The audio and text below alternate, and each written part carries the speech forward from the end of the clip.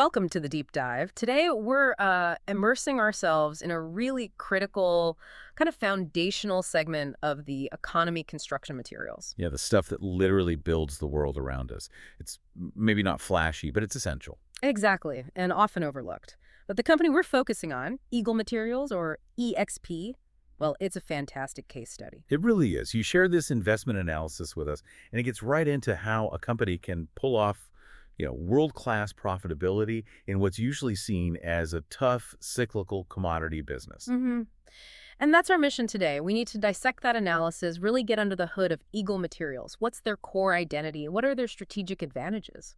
And crucially, how do they manage these superior profitability metrics? We're talking margins, returns on capital, metrics that actually beat competitors, like Martin Marietta, Vulcan Materials, companies that are way bigger. Yeah, many times their size. So it's not just about the numbers on a spreadsheet, is it? Not at all. Yeah. We're digging into the operational philosophy. The sources you provided give us this great roadmap covering everything from like their geographic footprint and vertical integration. All the way through to their long-term decarbonization strategy and how all these pieces kind of fit together. Right. How they connect to build this really robust competitive moat. Okay, so let's frame the core question for you, the listener.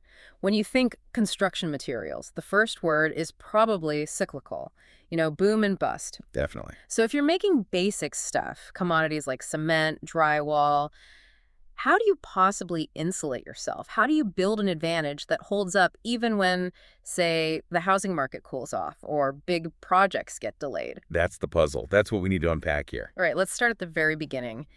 The company's operating system, if you will, their strategy isn't some kind of secret sauce they hide. It's fundamental. It's about relentless cost leadership. That's exactly it. EXP is super explicit about this. Their operational philosophy is crystal clear. Yeah. Be the low-cost producer. And not just in one area, but across all their product lines. Which makes sense in a commodity business, right? You can't really dictate the selling price. Precisely. The only real lever you have to consistently control your margin is your cost structure. Yeah. So it's not about cutting corners haphazardly. It's about engineering efficiency deep into the process. Okay, but here's where it gets kind of interesting, maybe even counterintuitive. They seem to link this laser focus on cost directly to sustainability. Yeah, that's what jumped out. We usually hear about decarbonization, resource reduction, all that stuff as just a cost burden, a compliance headache that drags down profits. Right, like an unavoidable tax. But Eagle completely flips that narrative. They frame sustainability not as a cost, but as an extension of that low-cost identity. Their phrase is basically doing more with less. So investments in things like alternative fuels or modernizing plants or using less water. They don't see those as just ticking ESG boxes. They treat them as long-term capital investments. Investments designed to generate real, measurable financial returns by cutting energy use, reducing waste. That's a powerful reframing. It aligns the profit motive with the environmental one. You fund the CapEx because it promises lower operating costs down the road. Exactly, which in turn strengthens their competitive position against peers who might just see green initiatives as, necessary overhead they have to swallow. Okay, so cost is king and sustainability is part of that kingdom. What's a really concrete example of this cost control DNA in action?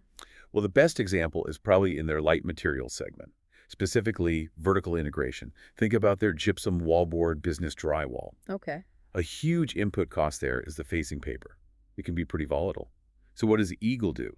They own and operate their own recycled paperboard mill. So they supply themselves. Sounds straightforward, but what's the actual advantage? Is it significant? Oh, it's massive. Two big reasons. First, you get supply security.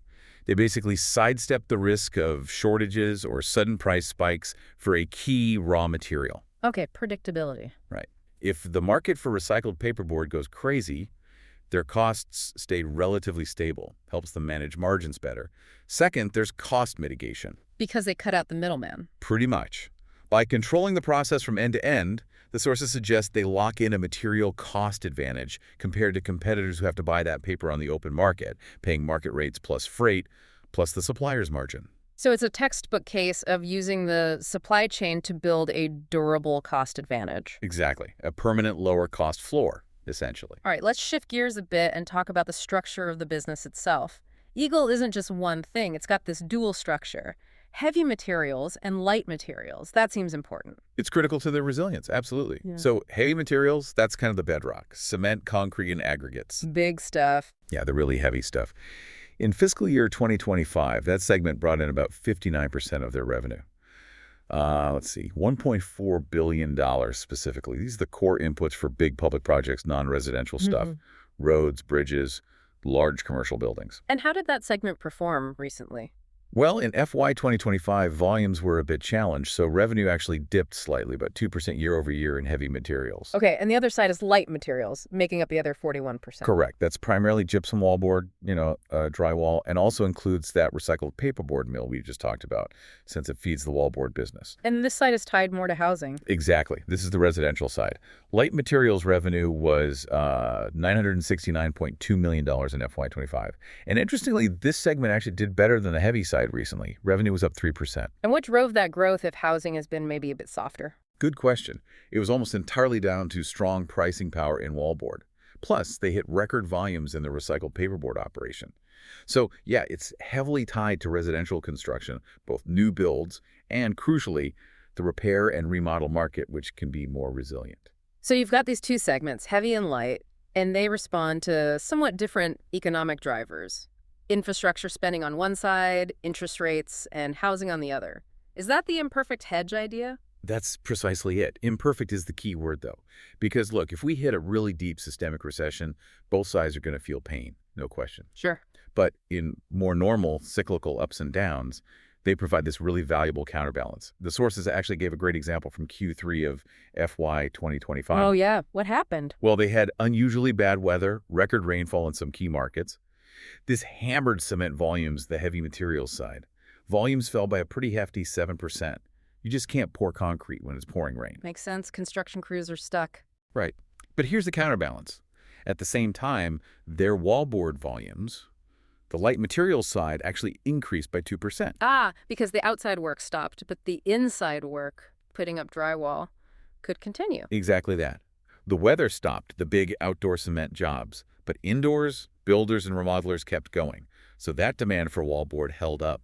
This dual exposure really helps stabilize their overall cash flow, makes the company less volatile than, say, a pure-play cement producer. And that stability probably allows them to keep investing through the cycle, right? Which feeds back into that low-cost advantage. Absolutely critical. Consistent investment is key to maintaining that edge. Okay, let's broaden the view now. We've talked internal strategy, cost focus. Now let's look at the external defenses, their competitive moat. A big piece of this seems to be where they are physically located. Eagle is mostly an inland player. Yes, and that's not an accident. It's deeply strategic. It's maybe the oldest and strongest part of their moat. They have, over 70 facilities across 21 states? Yeah. But the real core, their operational heartland, is in the U.S. interior and those fast-growing Sunbelt states. And this location strategy is all about the nature of cement itself. It really is. It exploits the basic physics and economics of cement.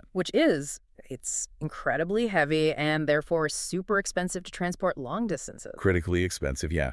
Cement's a low-value-to-weight commodity, high freight costs. Transportation can easily be like 30%, maybe even 40% of the final delivered price if you're shipping it far. Okay. So by being primarily inland, Eagle effectively insulates itself from direct price competition from cement that's imported by sea. Right, because those imports have to land at coastal ports. Can you give us a feel for how far inland that protection extends? Where do imports stop being competitive? Generally speaking, yeah, those seaborne imports, which, by the way, made up almost a quarter, like 23% of all U.S. cement shipments. In 2024, they landed deep water ports. Think Houston, Tampa, big East Coast cities. Okay. But getting that cement inland via rail or truck is prohibitively expensive.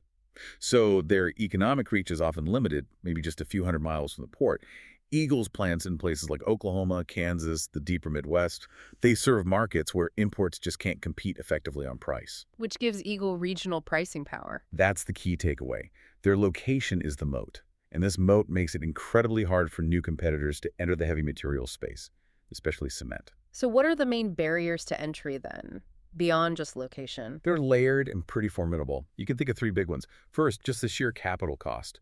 Building a new, modern cement plant today, one that meets all the current environmental regs, you're easily talking over $1 billion, maybe significantly more. The huge bet. A massive bet. Second, The regulatory hurdles. The permitting process is a marathon. Years of environmental impact studies, zoning fights, local opposition. It's a long, uncertain, multi-year gamble. And the third barrier sort of locks it all down, controlling the raw materials? Exactly. You can't just build a cement plant anywhere you feel like. You have to be right next to huge, high-quality limestone reserves. That's the main ingredient. And Eagle has secured its supply. Proactively, yes. They control something like 308 million tons of proven and probable reserves near their key plants. By locking up that essential resource for decades, they make it almost impossible for a new player to find a suitable spot with good limestone in those same valuable inland markets. Hashtag 2.2 structural dynamics in U.S. cement. Let's dig into the industry structure a bit more. You mentioned this inland position is especially valuable right now because of a structural shortage in the U.S. cement market. Yeah, that's a really important dynamic. Basically, domestic cement production capacity in the U.S. hasn't really grown much for years. Yeah. It's just too hard and expensive to build new plants, as we said. But demand, driven by population growth, infrastructure needs, commercial construction bouncing back, demand has stayed pretty strong, or even grown. So you have stagnant supply and solid demand. That creates a shortage. Which means the U.S. has to rely on those imports we were talking about. Exactly. We need imports to fill the gap. Yeah. And because we rely on them, those imports effectively set the price ceiling for the whole market. Ah, okay. And since imports are inherently expensive to get inland due to freight, that creates what the analysis calls a price umbrella. That's the perfect term for it. It Yeah. absolutely creates a price umbrella. The total landed cost of that imported cement, including the high freight to move it inland, sets a benchmark price. Okay. So domestic producers like Eagle, located inland with lower production and logistics costs, can confidently price their cement just underneath that import benchmark.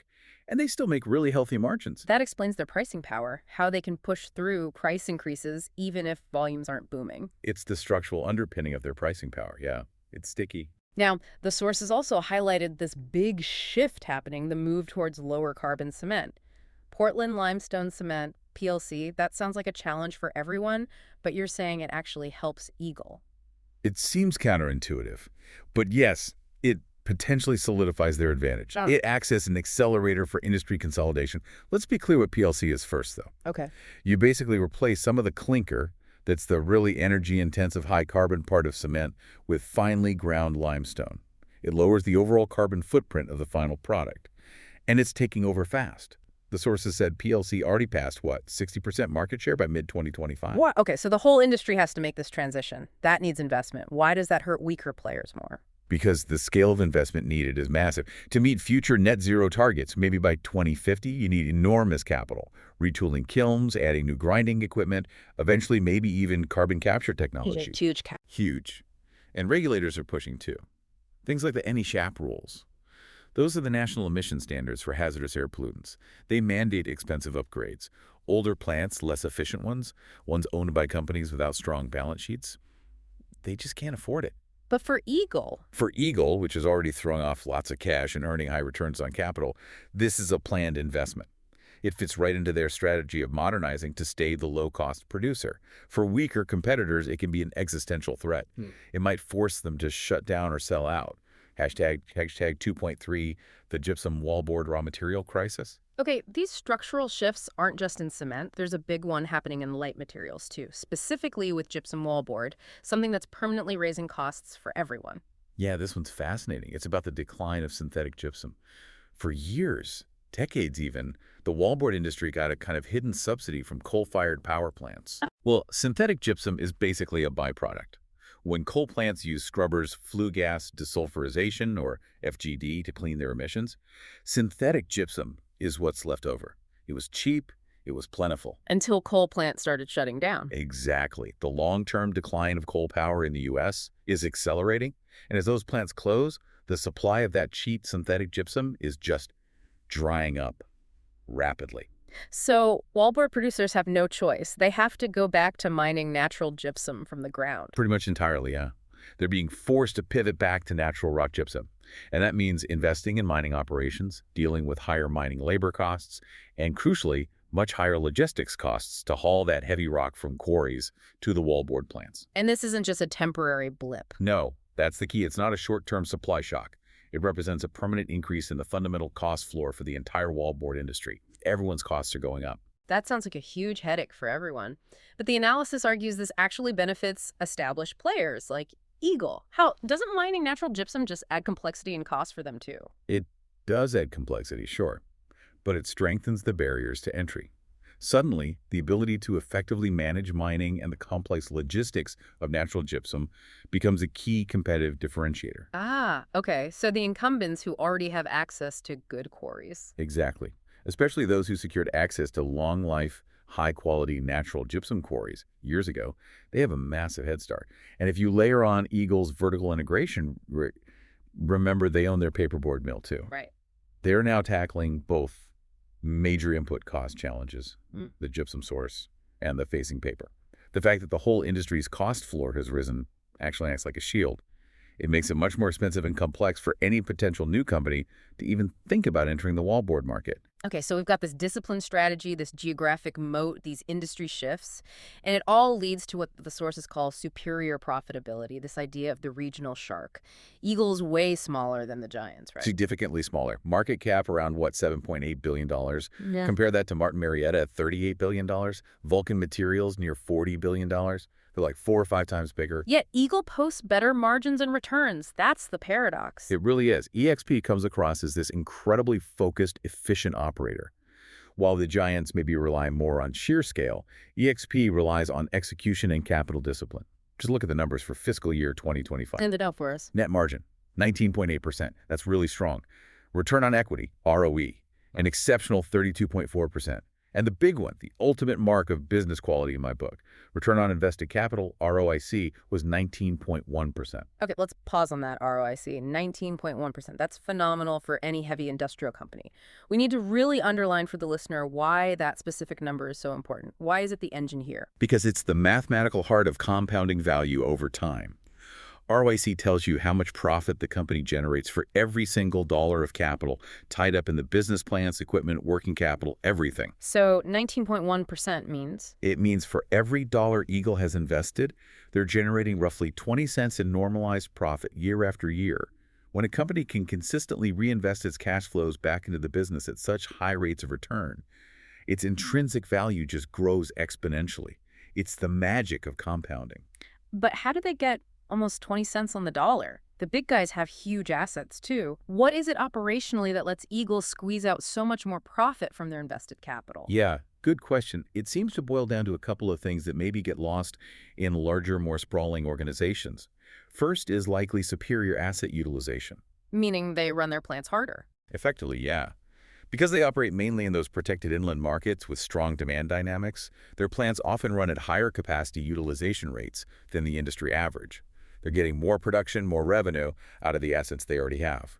Second is incredibly disciplined CapEx. Capital expenditures, spending on plants and equipment. Right. Their leadership team, many having come up through operations, seems intensely focused on projects with quick payback periods. They only deploy capital where they see a clear path to reinforcing that low-cost position and generating returns well above their cost of capital. It's efficiency applied with, like, military precision, not just spending for the sake of getting bigger. Hashtag tags 3.2 navigating volume headwinds, FY 2025 performance. Okay, so the strategy looks good on paper. The returns are fantastic. But looking at their recent performance, fiscal year 2025, they hit record revenue, $2.3 billion. But the sources say that wasn't really driven by selling more stuff. That's the key tension right now, exactly. It's been a price story, not really a volume story yet. Their ability to successfully push through price increases, like that 4% hike in cement year over year in Q3 FY25, we mentioned that's what carried the revenue and profit numbers, despite some macroeconomic headwinds and those weather issues. Which really validates the strength of that geographic moat and the pricing umbrella you talked about. It absolutely does. They could raise prices because their customers didn't have many cheaper alternatives, especially inland. But relying solely on price increases also shows their vulnerability to things they can't control, right? Like that Q3 earnings miss. Totally unavoidable, those external factors. Yeah, that Q3 miss was blamed mainly on that record rainfall hitting key Sunbelt markets. Just stopped construction, suppressed the heavy materials volumes, can't control the weather. And on the light materials side, management's pretty upfront about it. They've said quite clearly that any significant rebound in wallboard volumes is, and I quote, contingent on changes in interest rates or housing prices. They're directly acknowledging their fate is tied to mortgage rates and housing affordability. Okay, so volumes are challenged, price is holding up. But what about cash flow? That's often seen as the truest health indicator. And their cash flow looks really resilient. Hmm. In FY 2025, their operating cash flow, OCF, was $549 million. Importantly, that was quite a bit higher than their reported net income, which was $463.4 million. Why is that gap important? It's typical for healthy, capital-intensive businesses, and it's a great sign. The main reason for the gap is depreciation. That's a large non-cash expense that reduces reported net income but doesn't actually affect the cash coming in the door. So the actual cash generation is stronger than the bottom line profit number suggests. Exactly. The fact that EXP consistently generates OCF significantly above net income means they have loads of tangible cash coming in. Cash that's available for reinvestment, paying down debt, or returning to shareholders, regardless of what the GAAP accounting profit says in the short term. It shows strong cash resilience. Hashtag tag 3.3 management and capital allocation. Strong financials usually point to strong leadership. Let's talk about the management team at Eagle. Who's running the show, and how do they decide where to put all that cash flow? Yeah, the team seems defined by stability and, importantly, deep operational experience. The CEO, Michael Hack, was actually promoted from Chief Operating Officer. That signals a culture that really values knowing how the plants run, not just financial engineering. Boots on the ground experience. Exactly. Yeah. And the CFO, Craig Kessler, he's been there for over 16 years. So you've got this veteran leadership that understands the business inside out. It allows them to stick to that long-term, low-cost strategy without constantly chopping and changing. Okay, so they're generating lots of cash, and they have that super high ROIC, 19%. Logically, they should prioritize putting money back into the business where they can earn those high returns, right? That's the standard playbook for smart capital allocation, and they seem to follow it closely. There's a clear hierarchy for how they use cash. Priority number one, always, is high-return internal investments. Like those plant modernizations we talked about. Precisely.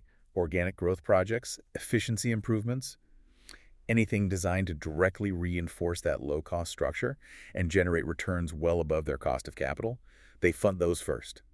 Only when those internal opportunities are fully addressed do they look outside. And that brings us to priority two, acquisitions. Right. But they seem very disciplined here, too. They focus on strategic bolt-on acquisitions, smaller deals that complement their existing network, usually focused on the aggregates business to deepen that heavy materials integration, not chasing giant transformative deals. And after internal investment and bolt-ons, what's left over goes back to shareholders. Yep, any residual cash flow. And they structure that return flexibly. How so? Mostly buybacks or dividends. It's heavily weighted towards share repurchases, which makes sense tactically. Buying back shares is flexible, it's generally tax efficient for shareholders, and it directly boosts earnings per share growth. How much did they buy back recently? In FY 2025, they spent about $298 million to repurchase 1.2 million shares. So pretty significant. They do pay a dividend as well, consistently actually, for 22 years straight. Okay. But the key is the dividend payout ratio is kept deliberately low. Only about 7.4% of their earnings in FY 25. Why keep it so low if they're profitable? It preserves maximum flexibility. By keeping the dividend modest, the vast majority of their cash flow remains available for those high-return internal projects or opportunistic share buybacks. It means they aren't locked into a massive dividend payment if a great investment opportunity comes along, or if the cycle turns down temporarily. It's about maintaining options while still giving something back consistently. All right, we've got the solid foundation, the financial strength. Let's look ahead now. Their growth strategy. The sources described it as a strategic barbell. What does that mean? It means they're pursuing growth at both ends of the spectrum simultaneously. Big, heavy investments on one side and smaller, nimbler moves on the other. Okay, so the heavy end of the barbell is... That's the major organic investment in modernizing and expanding their core facilities.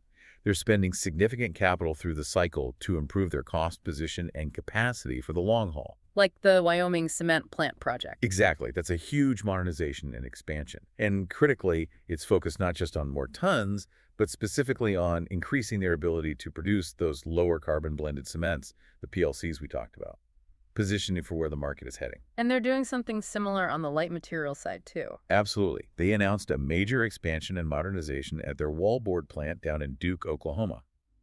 The plan is to boost production capacity there by 25% and significantly lower manufacturing costs. And the location is strategic. Very strategic. That plant is perfectly positioned to serve the booming Texas market and the surrounding Sunbelt states, both for new housing and remodeling. Again, its capital aimed squarely at reinforcing that low-cost inland moat. They're also getting into SCM's supplementary cementitious materials. Yeah, that's another important strategic move for the future. SCMs, things like fly ash from power plants or slag from steel mills, are essential ingredients for making lower carbon concrete mixes. Demand is growing fast. So Eagle is getting positioned there. Yes, they started up a new facility in Houston through a joint venture, specifically focused on slag cement. This gives them direct exposure to these specialized, high-demand materials, ensures they can be a player in the growing market for green concrete. Okay, so that's the heavy organic investment side of the barbell. What's the other end? The nimble acquisitions. That's focused almost entirely on growing the heavy materials side, particularly aggregates, through those small bolt-on M&A deals we mentioned. Trying to beef up that side of the business. Seems to be the plan. Potentially, to rebalance the overall revenue mix more towards infrastructure-linked materials over time. We saw those recent deals. One in Kentucky in August 2024, another in Western Pennsylvania in January 2025, buying Bullskin stone and lime. Do these small deals really move the needle? Individually, maybe not dramatically, Yeah. but collectively.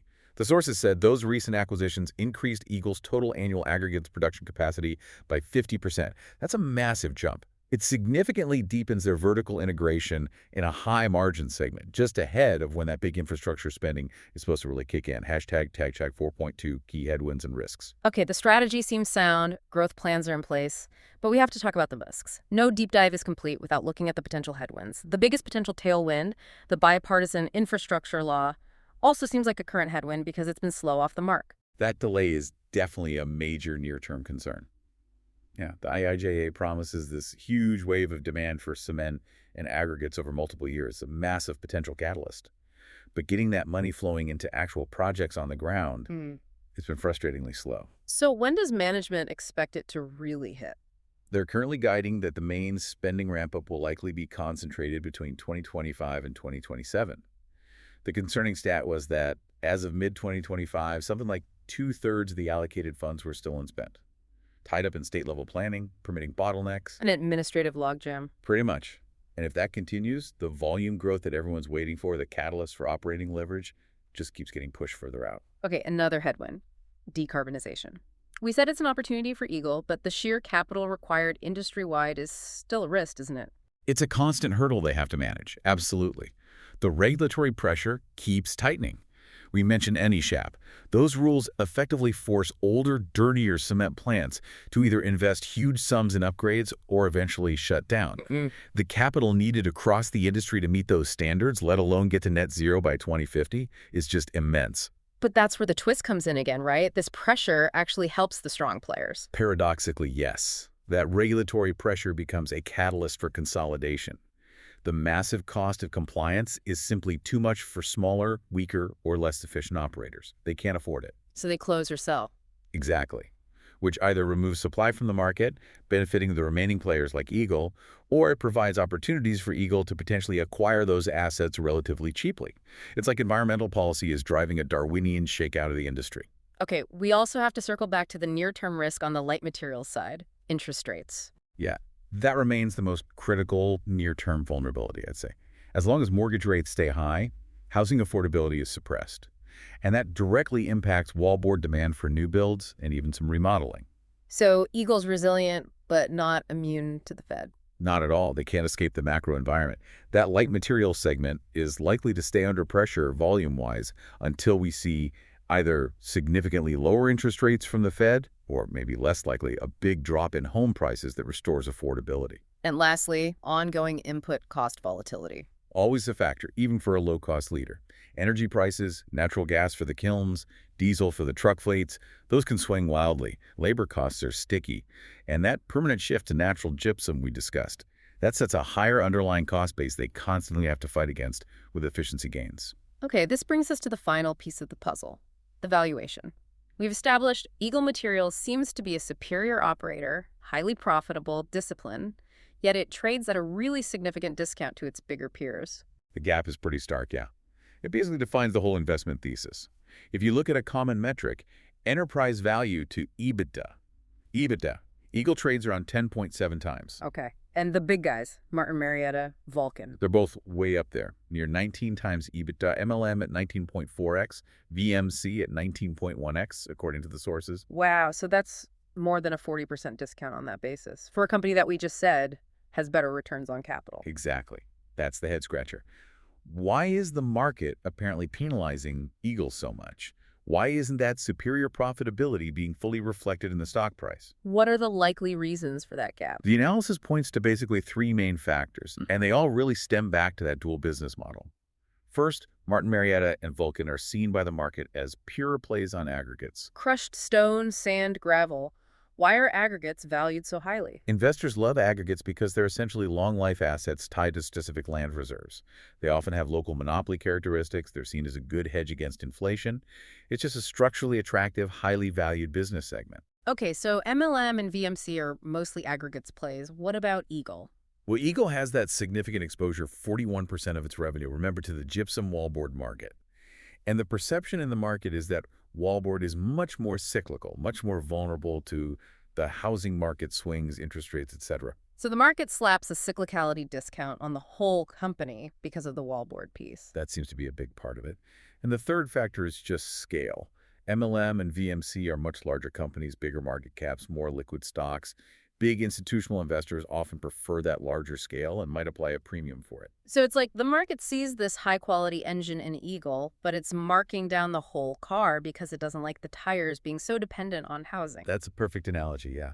So the investment implication here, the core thesis, is that the market might be overly penalizing Eagle for that wallboard exposure. It might be too fearful of the cyclicality and therefore undervaluing the demonstrably superior ROIC, the strong cost structure, the disciplined capital allocation. And the potential catalyst for closing that gap. Could be Eagle successfully executing on its strategy to grow the heavy material side.